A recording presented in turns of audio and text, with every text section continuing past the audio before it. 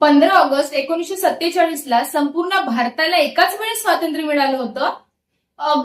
British तर भारतातून निघून गेले, पण गोवा, दमण आणि दीव अजूनही पोर्तुगीजांच्या ताब्यात होतं. तर पुदुच्चेरी, कराईकल, माहे आणि यानम या ठिकाणी फ्रेंच सत्ता होती. अच्छा, मग 1945 मध्ये दादर आणि नगर हवेली पोर्तुगीजांच्या नियंत्रणातून मुक्त झाले.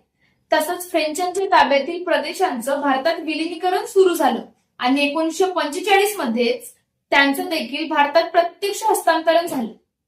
पण सर्वात मोठी गोष्ट अजूनही बाकी होती. ती कोणती? गोवा.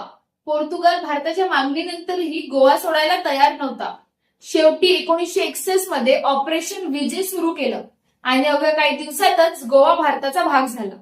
आपल्या देशाच्या स्वातंत्र्याची तारीख एक होती, परंतु भारताला पूर्णपणे एक संघ व्हायला अनेक वर्ष लागली.